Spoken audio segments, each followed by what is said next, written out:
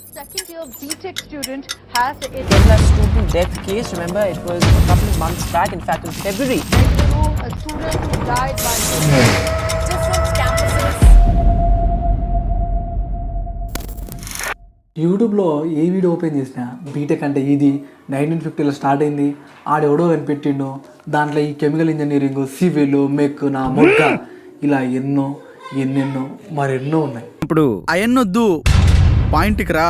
ఈ కథ ఏంటంటే బీటెక్లా సివిల్, మెక్, ఈసీ ఈ పుష్కరానికి ఒకటి తీసుకుంటాడు. దీని గురించి వెతికితే ఏడన్నా దొరుకుతుంది. కానీ అందరూ గొర్రెలా తీసుకుని ఈ సిఎస్సి గురించి వెతికితే ఏడ క్లియర్గా లేదు. ఇప్పుడు మనం దాని గురించే మాట్లాడుకుందాం. ఎవడన్నా బేసిక్గా సిఎస్సి ఏంది అని అడిగితే కంప్యూటర్ సైన్స్ ఇంజనీరింగ్ అని అంటే ఆడికి ఆకులు కూడా రావని ఫిక్స్ అయిపో. CSE computer science and engineering ఇది తెలియక చాలామంది జీవితాలు మంటగొడిచిపోయినాయి. దీంట్లో నేను కూడా ఒకని.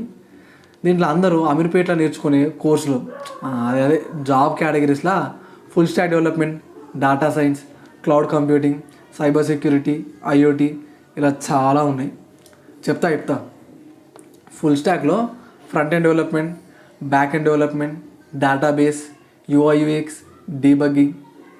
ఇప్పుడు నువ్వు ఒక ఇల్లు కడితే దాంట్లో ఇటుకలు పేర్చి సిమెంట్ పోసి ఆడికించి రూములు కట్టి షెల్ఫ్లు వేసినట్టు నువ్వు ఒక యాపో, వెబ్సైటో, వెబ్ పేజో ఏదన్నా డిజైన్ చేసి దాన్ని స్క్రాచ్ నుంచి తీసుకొచ్చి అది పనిచేయించడానికి కోడ్లు కొట్టి దానికి బట్టలు వేసి అదే పేజ్ డిజైన్ చేసి దాంట్లో ఎవడన్నా ఏమన్నా వచ్చితే నీకు కనపడకుండా వెనకాల ఏమవుతుంది, మళ్ళీ ఈ తతంగా మనలైజ్ చేసి యూజర్కి ఏమి ఇష్టం, వాని చాయిసెస్ ఏంది అని గుర్తుపెట్టుకొని స్టోర్ చేయడం ఫుల్ స్టాక్ డెవలప్మెంట్. అంటే పైన చెప్పినట్టు పైన పటారం అంతా ఫ్రంట్ ఎండ్, లోన లోటారం అంతా బ్యాక్ ఎండ్. వీటికి హంగులు ఆర్భటాలు ఇచ్చేది యూఐ యూఎక్స్.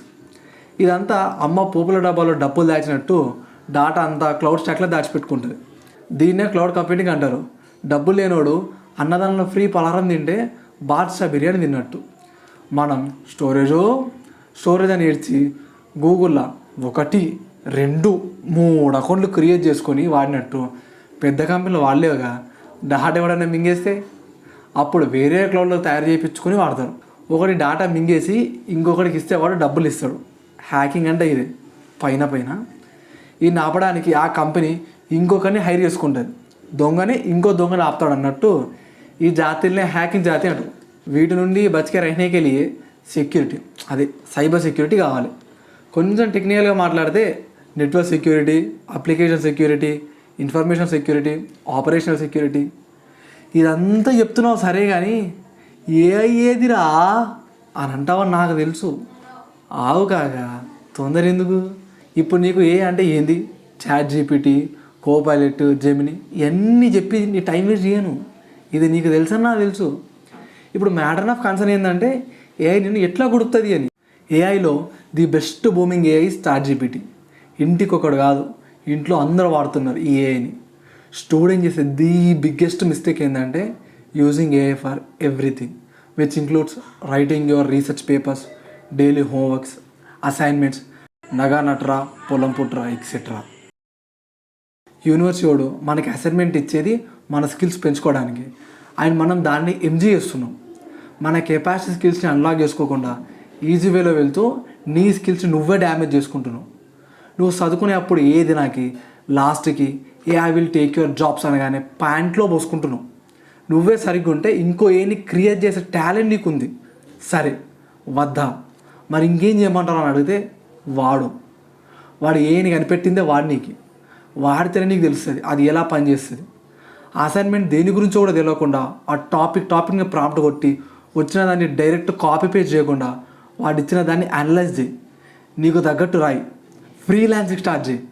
ఉన్న ప్రతి ఏని వాడు ఒక కోర్స్ తయారీ, దానికి రిక్వైర్ అయ్యే ప్రతి దానికోసం నీకు గెలికి మింగు. అప్పుడు నీకు సర్వీస్ ప్రొవైడ్ చేస్తుంది. ఇప్పుడు నీకు కావాల్సిన జాబ్స్ అన్నీ ఏకి చేసి పెడుతుంది కదా, మరి నీ జాబ్ మింగేస్తా అంటావేంది? ఇట్లా కదా వాడుకోవాలి. బా ఏం వాడకమయ్యా అబ్బో. ఒక హార్ష్ రియాలిటీ చెక్కిస్తా విను. ఎప్పుడన్నా ఒకడు గుడిపితే ఇంకొకడు గుడుస్తాడు. ఖచ్చితంగా ఒక బలవంతుడు ఉంటే ఇంకొక బలహీనుడు ఉంటాడు. అదే నేచర్. ఇది గుర్తుపెట్టుకో. నీ జాబ్ ఎప్పటికీ తీసుకోదు, కానీ నీ వాడడం వచ్చినోడు తీసుకొని మింగుతాడు. వాడు బలవంతుడు చిచ్చా. ఇప్పుడు నువ్వు లేవాలంటే నీకు 2 ఆప్షన్స్ ఉన్నాయి. 1 జాబ్ చేయడం, 2 జాబ్ క్రియేట్ చేయడం. ఏం చేయాలన్న క్లారిటీ నీకుంటే నీకు అడ్డెవడు ఉండడు. నీ జాబ్ పోతే వాడెవడు కాక అనేది పిలు వానికే జాబ్ ఇద్దాం. నువ్వు ఒక పని చెయ్యి, మీ డాడీ మమ్మీకి పక్కింటోళ్ళకి ఎదిరింటోళ్ళకి కాదు, నీకేం కావాలో ఆలోచించు, దాని మీద కంప్లీట్ రీసెర్చ్ చేసి దిగు. ఇంకా నిన్నెవడు ఆపలేడు, నీదెవడు పీకలేడు. చల్.